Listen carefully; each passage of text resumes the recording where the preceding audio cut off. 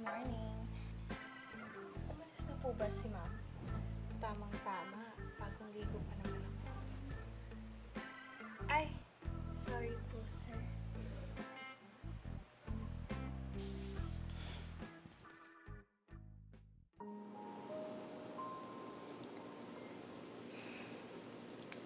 Han, alam mo, napapansin ko parang nanlalamig ka na sa akin.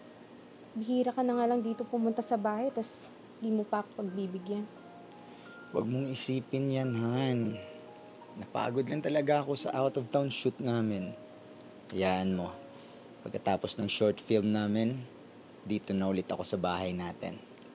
Alam ko, Han, na madaming magaganda at sexing artistang nakakatrabaho mo. Siguro, nagsasawa ka na sa itsura ko, no?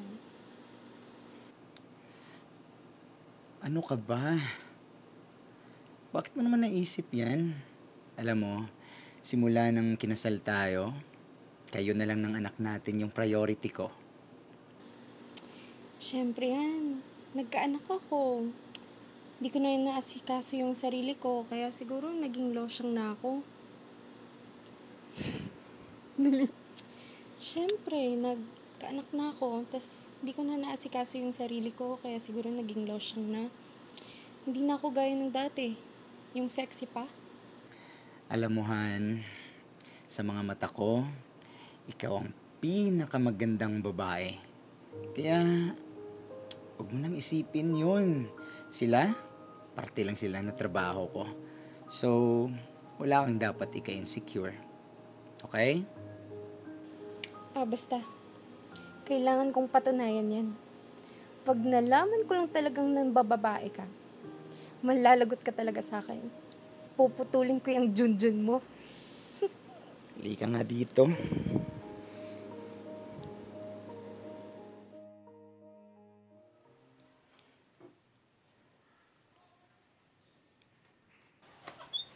Pasok ka.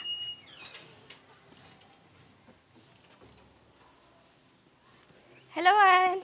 Umalis nga pala ako kanina. Hinatid ko si Rara sa school.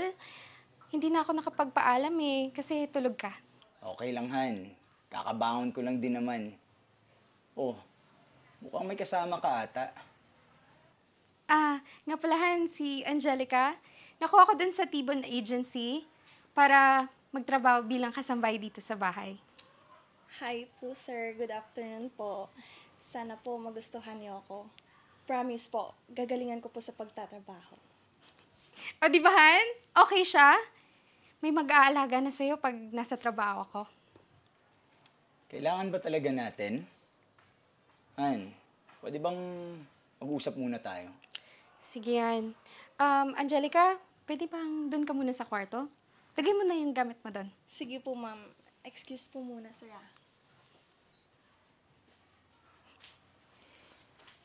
Anong pag-uusapan natin? Han, sigurado ka ba dyan sa kinuha mong kasambahay? Tingnan mo nga kung paano manamit. Mukhang hindi naman siya mukhang kasambahay. Han, ano ka ba? Ganyan na yung mga kasambahay ngayon, lalo na galing agency.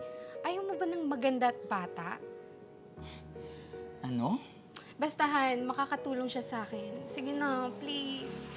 Ano? Alam mo, ang labo mo. Diyan ka na nga.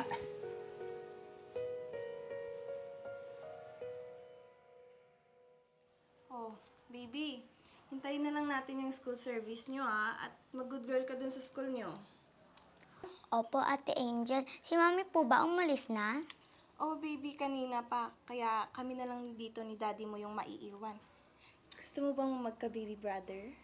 Oo po, ate. Basta po kayo galing lang po sa tummy ni Mami. Bakit? Pag sa akin ba, ayaw mo? Joke lang. O, sige na. Andyan na yung service nyo. Ingat ka dun, ha? Opo, ate.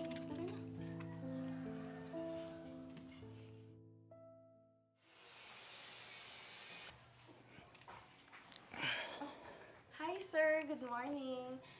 Umalis na po pala si ma'am at si Rara kakaalis ng papuntang school. Ba't di man lang nila ako ginising? Gusto ko pa naman sanang ako yung maghatid kay Rara sa school. Napasarap siguro yung tulog ni sir. Kaya tayo na lang yung tao dito sa bahay. So ano? Ano bang pwede kong maipaglilingkod sa inyo? Pagluto mo na lang ako ng makakain. Kasi meron pa akong shoot na pupuntahan eh. Sige. Sir, baka pwedeng gawin niyo akong artist sa shoot niyo. Kaya ko naman gawin lahat eh. Bakit? Meron ka na bang experience sa acting or kahit sa stage plays man lang? Wala po. Pero kaya ko naman pong gawin lahat. Tsaka gusto ko pong sa inyo maka-experience. Tumigil ka nga. Alam ko yung mga ginagawa mo ah. Gawin mo na lang yung mga trabaho mo dito sa bahay. Sorry po. Sige sir. Sabihan niyo na lang po ako pag nagbago na yung isip niyo ah. Maliligo na po muna ako. Sundan niyo na lang po ako pag gusto niyo.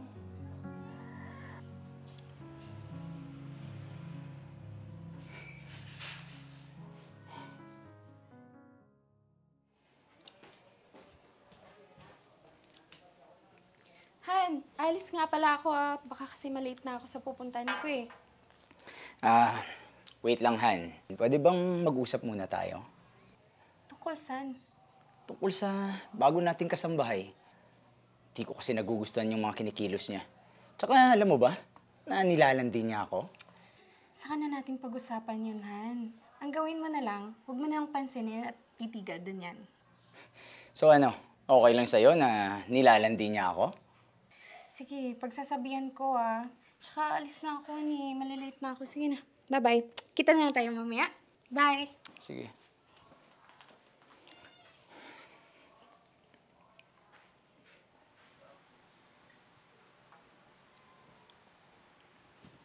Hi sir, good morning. Umalis na po ba si ma'am?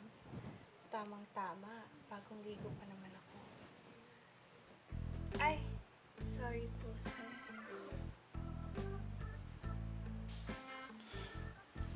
Umayos ka nga.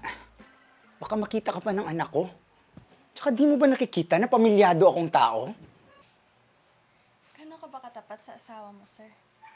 Paano kung palay na yung lumalapit sa manok? Hindi mo ba tutukain? Hindi ka ba natutok sa kagandahan ko? Tumigil ka. Pag nalaman to ng asawa ko, sigurado mananagot ka. Ibabalik ka niya sa agency kung saan kanya nakuha. Paano kung sabihin ko sa'yong alam niya lahat ng to? Kasi palabas ng lahat ng to. Anong ibig mong sabihin? Na alam ng asawa ko to? Sagutin mo ako! Oo, Han. Binayaran kasi Angelica para akitan ka. Gusto ko lang kasi mapatunayan na yung mga sinasabi mong ako lang talaga yung mahal mo. So anong lahat ng to? Palabas lang? Wala ka ba talagang tiwala sa akin? Ba't kailangan mong gawin to? Paano kung natukso ko, ha? Han, alam mo naman ang laki ng insecurities ko sa sarili ko, di ba? Tuwing nakikita kita may babae kasama, natatakot ako. Baka iwan mo ako. Di ba sinabi ko sa'yo na ikaw lang yung babae sa buhay ko?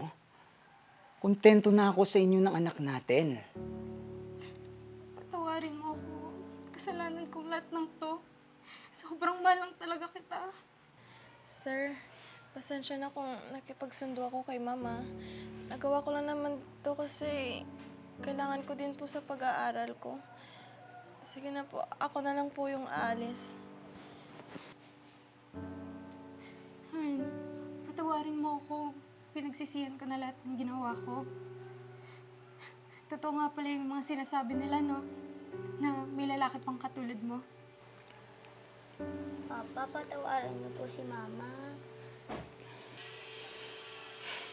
Alam mo, lahat ng mga sinumpaan natin, sa araw ng kasal natin, di ko sisirain yun.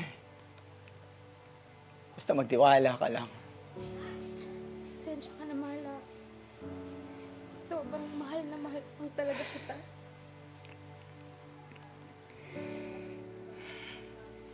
Mahal na mahal ko din kayo.